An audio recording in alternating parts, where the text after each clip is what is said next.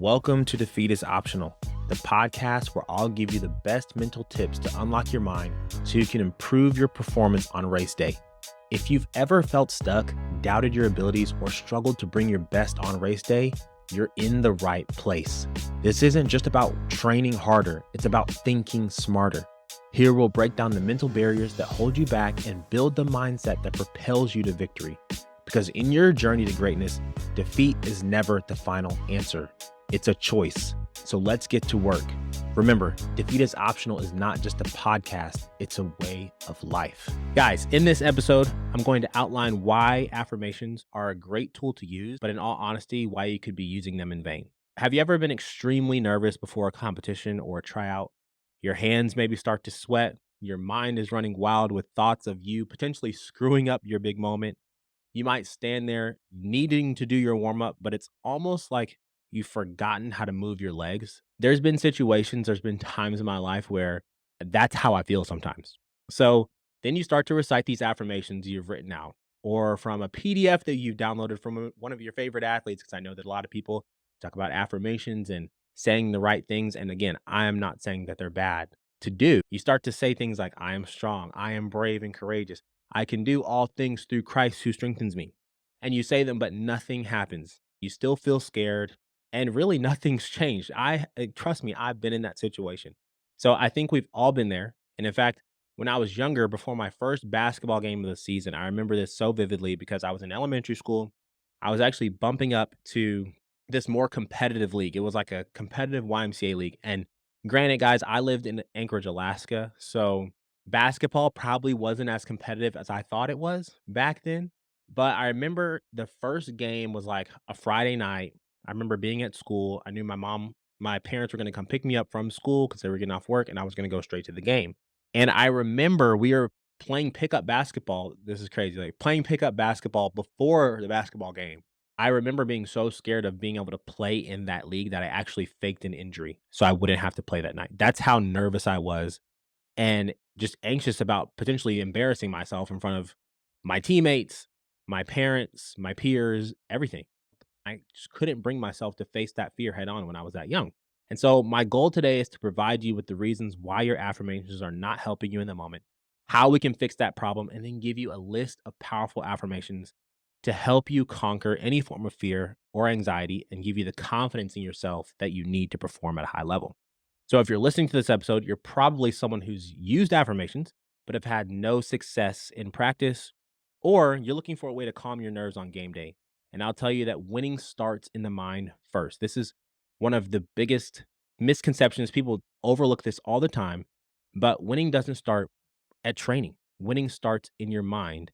And if you can get your mindset right first, then it amplifies your training to help you compete at a high level. I believe that we can help you mentally understand the concept behind affirmations, then you'll be that much closer to the winner's circle. I want to take a break here and tell you guys about something exciting I've got in the works. But first, I've got to ask these questions. Are you an athlete that works hard but continues to underperform in the game? Are you slowly losing passion for the sport that you once loved? Are you thinking about giving up because you don't feel like you were made for the sport? I can tell you I once was that athlete, but it doesn't have to be that way. If you're ready to take this even further, I've got something coming soon, guys. It's a 7-week course designed to help you not only overcome limiting beliefs, but also build the mental confidence you need to dominate in your sport. We'll dive deep into how to identify, challenge, and rewrite the narratives that have been holding you back. So keep an eye out because it's coming soon and you don't want to miss it. Now, back to your regularly scheduled podcast. Remember, defeat is optional is a mental concept in itself. It's understanding that there is no loss physically that can take you out, that every setback is an opportunity to learn and grow. And not only that, because Christ has given you the free gift of eternal, there's really no losing when it comes to the kingdom of heaven. So you've already been granted the eternal prize. You can't lose, right? That's why this stream, my life, I live it by the quote, defeat is optional. So I'm hoping this episode will encourage you and give you the techniques you need to start powerfully claiming affirmations and actually believing what you're saying. That way you can change the chemistry of your mind and have confidence moving powerfully into competition. All right, so let's get into it. I'm gonna tell you guys a story. So, just a few years ago, I was introduced to the world of personal development, and there were so many books I was recommended to read. Books like As a Man Thinketh, Master Key to Riches, Think and Grow Rich. Those were a couple books that stood out to me, but there were also two books that I really pinpointed. And the first was a book titled Hung by the Tongue, and another was The Power of Positive Thinking. And I remember reading these books, and to sum them up, they're both about basically watching what you speak over your life because whenever you're talking, your words have power. And I 100% agree with that. But I also believe that when you want to change your circumstances in life, you can't change them with mere words. You have to change them with beliefs behind those words and action. Okay. Because you can sit here and say something over and over again, but until you put the pedal to the metal, until you put the work in, nothing's going to change. So, how do you do that? How do you go about using these words powerfully? So, today we're going to be talking about limiting beliefs. And the reason why affirmations don't work is because of limiting beliefs. And a lot of you guys potentially may have limiting beliefs, and we're going to uncover them. A limiting belief is a false or negative thought about yourself that can restrict your athletic performance. So, limiting beliefs are reasons why you seem to fall into coming short in your goals. You're putting in a lot of work and what's required to win, but the limiting beliefs keep you from reaching your God given potential. Essentially, limiting beliefs are lies from the enemy. Things basically you have bought into that are not true about you, yet you've decided to believe them and it's hindering you from performing at your best. This was eye opening to me when I understood that the doubts and the limiting beliefs that I had, that I believed, were just lies from the enemy. And at the end of the day, the enemy is going to do everything he can to stop you from reaching your potential, your God given potential, accomplishing your purpose in life. And he does that subtly by telling you lies. And when you believe that lie, it becomes a limiting belief.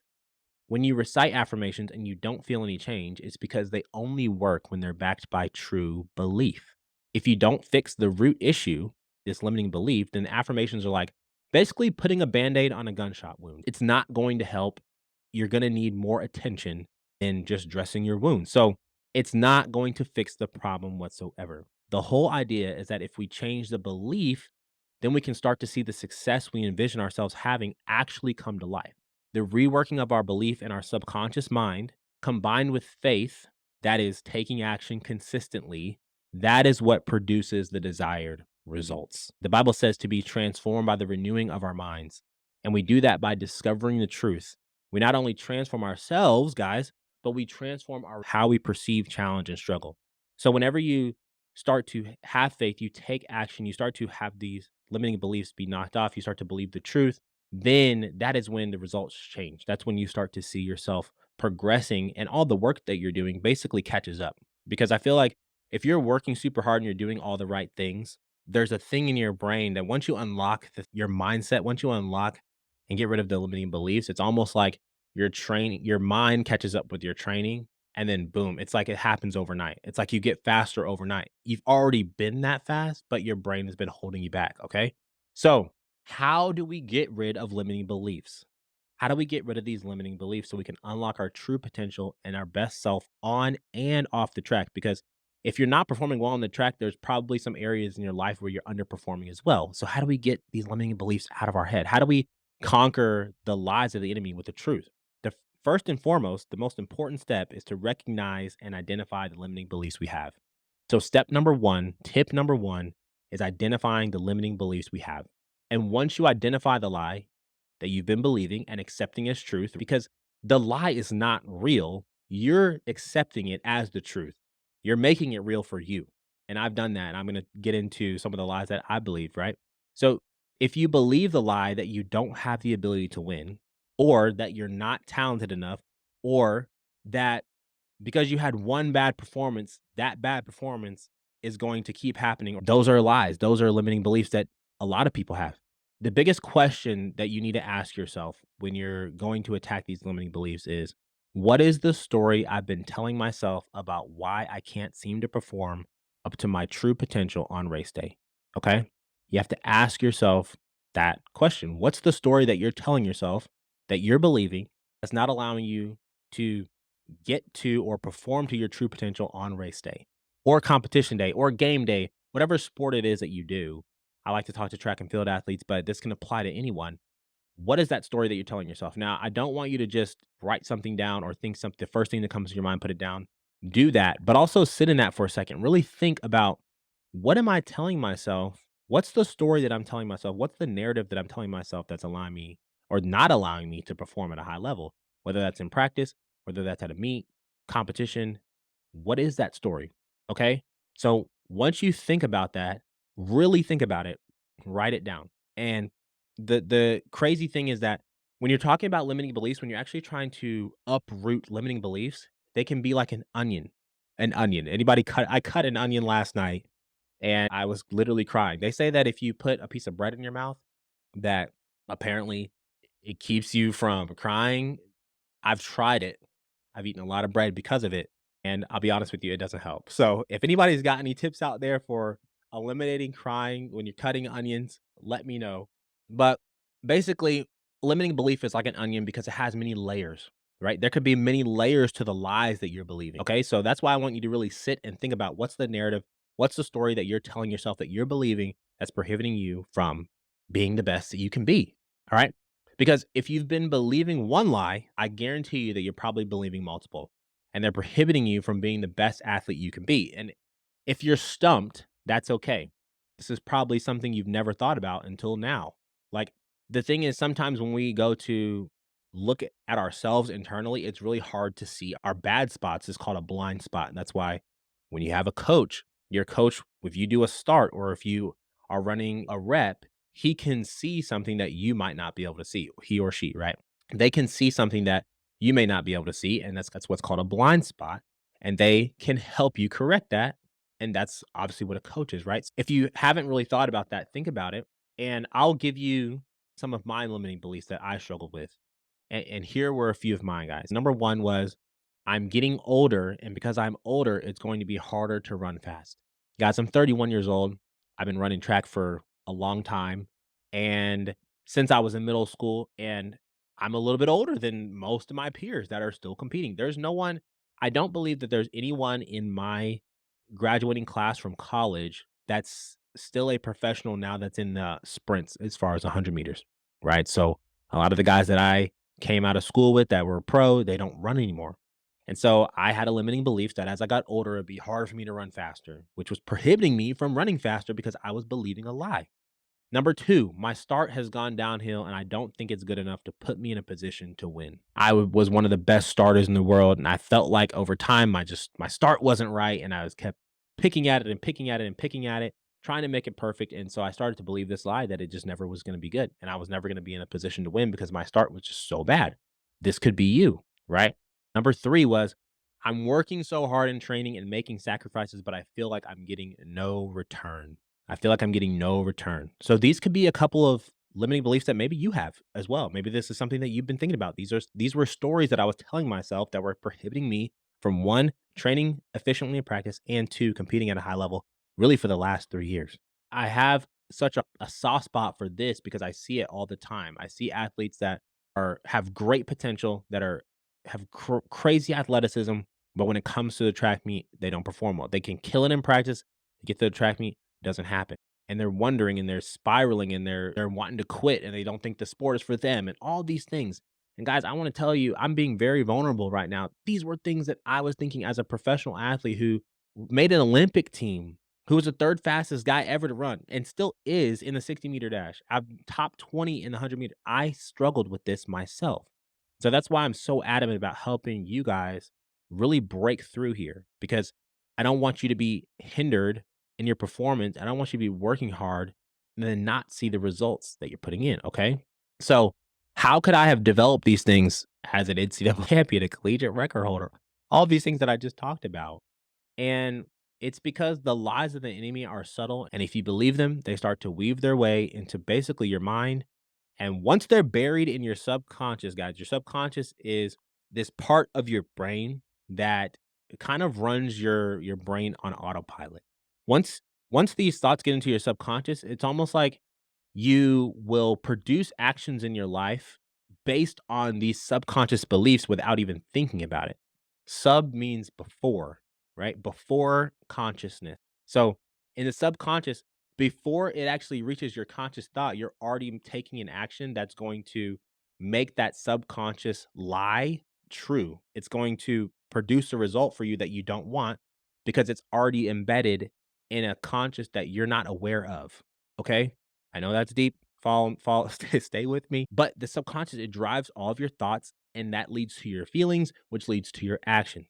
So most times these limiting beliefs form after an event, typically after a poor performance, right? Or maybe if you've been injured or you've been sidelined for a while, these limiting beliefs can crop up there. So think about when you're going through, hey, what's the narrative? What's the story that I'm telling myself? Think about, hey, when was the last bad performance I had? What were some of the thoughts that I had about that bad performance? Have those thoughts leaked into my subconscious? Have I been believing bad things because of that performance? For me, it was the Olympic Games in 2021. And what we do is we tell ourselves stories that are usually not true based upon the events and how we perceive them. And they shape our outlook on life. So for me, these beliefs, these limiting beliefs that I just went over with you guys, I started to have those after 2021, after the Olympic Games, because after the Olympic Games, when I placed fifth, I was in a place where I was grieving. I was pretty depressed because of just the outcome of it. And I started to believe all these lies about myself. The start, maybe I wasn't doing enough. Maybe I wasn't paying attention to the details enough, and that's why I placed fifth. And I just wanted to tell you guys that identifying the lies was the first step on my journey to getting back to being an authentic Ronnie Baker on the track. And once I did that, I started to run faster. I broke the 10-second barrier this year again for the first time after 3 years, which is something that was unheard of. I would, every time I stepped on the track beforehand, I'd run 9 seconds. It took me 3 years to get back to that. And that's because I had to really identify these limiting beliefs and work on them, guys. I'm going to read you a scripture in John 8:44. Jesus says this about, he says this specifically about Satan. When he lies, he speaks his native language, for he is a liar and the father of lies. So don't buy into these limiting beliefs. You can't buy into these lies because at the end of the day, the enemy can only do one thing. He can lie to you. And if you believe the lie, that lie now becomes true for you and you start to act it out and live it out, but it's actually not true. Okay. So once you've identified these beliefs, you'll want to revisit that event around which they were formed and start to rewrite the narrative of that story to reframe what actually happened. And the problem is that most people try to get rid of the event from their head altogether. And here is why that never works. And it also why it's detrimental to try and do because this event that happened is actually there for your growth. The Bible says that everything works out for the good of those that love Christ, right? The reason the greats become great is because they got beat first and they use the negative experience to grow. But if you're fighting to get rid of that experience, if you're trying to throw away that experience, you're throwing away your seeds for growth. You're literally throwing away the thing that you need to get better. So just like God uses all evil for good, like I said, you got to take the seemingly bad circumstances and use them for your good too. Number two is that you can never get rid of a thought. You can never get rid of a thought. And that's why you can go back and you have to rewrite the story in your brain because you cannot get rid of that event in your head. It's going to always be there. You need to rewrite the story of your brain. So revisit that moment. And this is what you're going to do. This is tip number two. When you revisit that moment, you're going to remember all the good things that happened. And then when you remember the bad, ask yourself, how am I going to change and get better so that doesn't happen again? Revisit that event where these limiting beliefs started to happen and started to form in your subconscious. When you get there, the first tip is to remember all the good things that happened. For me, making an Olympic team was a dream of mine. That was a good thing. I made my first US outdoor team. That's a good thing. I PR'd at the meet. That's a great thing. I went to the Olympics. I PR'd again. Amazing, right? I had a really cool experience. And even though I was there and it was the COVID Olympics, I was in the village, man. I got all this awesome gear. Like it was amazing. I started to remember all the good things that happened, all the good things that I did. And then I started to think about, okay, what were the bad things? I didn't place how I wanted. The 4x1 didn't make the final. The medal that I for sure thought I was going to get, I thought I was going to get two. For sure, I was like, you know what? We're definitely the fastest team here in the 4x1. We just got to get to stick around. Guess what? It just didn't happen. And so I was even more distraught. But I thought, okay, what were some of the good things that happened? Or what were some of the bad things? But what can I learn from that? Because the bad circumstances are the way that you grow. No one that is great ever has just had a smooth ride. the whole time. They never had any battles, never had any adversity. So when you find the bad things, you ask yourself, what am I now going to work on so I can master that one area in my life? It could be that you're listening to this podcast right now, working on your mind. That's a good first step. Those are my two tips. So, how do we stay determined when you're battling something back? Like, how do you stay determined? How do you keep working? When you're battling something mentally, especially getting rid of something in your subconscious, it takes time. It's not just gonna go away. You have to continue to take action. And when the negative does come up, this is the cool part is that because you're aware of it now, you can recognize the lie and you can combat it with truth. So once you've gone through and you've asked yourself, what stories am I telling myself? You've written down some of these limiting beliefs. You've gone to the event, back to the event where these limiting beliefs started to come up, and you started to remember the good things about them. And then you started to remember the bad things and how they're going to help you be better, to use those to be better. Now, whenever this happens, you're at practice, this negative thought comes up, this limiting belief comes up, boom. Now you know how to recognize it. You recognize that, hey, this is an attack from the enemy. This is a lie from the enemy that he's trying to get me to believe. So now you have the tools. Now, here's where the affirmations come in and they start to make sense and actually work for you. Okay. Here is why. Because you now understand the root issue and you know exactly what you're attacking. You know exactly what you're attacking. Sometimes when you're using these words as weapons, they're weapons, but if you don't know what you're striking at, if you're attacking, then they're useless. Okay? So, when you recite affirmations and you don't feel a change, it's because you don't know what negative beliefs that you're coming up against. And you're hoping that your empty words without any heart behind it will help you feel better. And the key is to identify the belief that you have, the limiting belief that you have, and use the word to change that specific thing. So now, when you do this practice, I want you to feel the words. I want you to feel the words, not just say them. I want you to connect them to the truth you know about God's promises. All right. Connect those affirmations to the truth that you know about God's promises. Before we wrap this up, it wouldn't be fair if I didn't give you guys some of my affirmations. You may be able to use some of these, but making them specific to your limiting belief is going to be much more powerful. Okay. So if you're ready, prepare your mind. Think about how you're going to transform your mind to think more positively and get rid of the limiting beliefs you have about your performance and realize that with God's help, you are already victorious and you can conquer any lies the enemy has thrown at you or is trying to make you believe right now. This can change right now. Okay. So here we go. Here are my affirmations. He gives power to the faint, and to them that have no might, he increases strength. This is actually not even an affirmation. This is really straight from the Bible. This next one says, peace I leave with you, my peace I give unto you. The next one is, I will keep him in perfect peace whose mind is stayed on thee. When those obstacles are in the way of your success, remember Psalm 37:7. It says, I will not fret. I am still before the Lord. I wait patiently for him and entrust myself to him. So remember those things. Here's a few more. I am unstoppable in the pursuit of my goals. I embrace challenges as opportunities for growth. I radiate confidence and resilience in all that I do. These are some powerful affirmations that you guys can use. And I would personally, what I do is I take a lot of the words and the things that I say and I take them straight from the book of life that is the Bible, because it is the one true thing, the thing on this earth that we know is true, completely true. Okay. So just to wrap up, I know that you guys are probably feeling more confident, you're excited, and you're more knowing that the bad performances are about to stop now, that they're almost behind you. And the poor performances and the limiting beliefs are starting to break, and you are starting to run without the chains around your mind. I feel like once you actually train your mindset the right way and get the mental peace, the brain runs everything that you do, literally everything. The only reason that you're able to work out at a high level is because your brain is literally operating your whole body. Okay. So this is again, the brain is the most powerful tool that you have. And so I'm excited that these lies, these limiting beliefs are going to be falling off of you guys. You're going to be able to run a little bit more free. You're going to feel lighter. You're going to compete at a high level. So let's just recap what we learned and then we'll get out of here. So a limiting belief is nothing more than a lie from the enemy. And we all have them. We all have them. Even me, an elite athlete, been training and running professional for 8 years, have had 2 contracts, made an Olympic team. I've had them too. And you have to realize that they're not true and they hold no power over you unless you allow them to. So our first step is to ask ourselves, what is the story I've been telling myself about why I can't seem to perform up to my true potential on race day?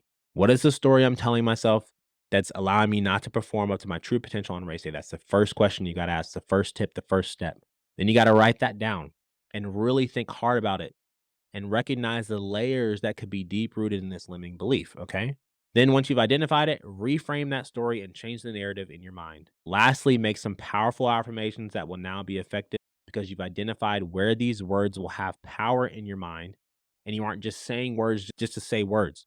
Christ's words were powerful not only because he was God, but because he truly believed them in his heart and he knew what he was attacking. He knew the enemy. Understand, guys, that affirmations don't work unless you get rid of limiting beliefs. And once you get rid of limiting beliefs, these words will start to have power in your life and they'll start to change your life. If you're continuing to put in the hard work and you have that belief, things will change. I promise you, because it's happening in my life right now, guys, right now. So I'm so glad you guys came. If you loved just hanging out with me, first of all, tell a friend about it because I meet here every Monday, Tuesday, and Wednesday at 6 p.m.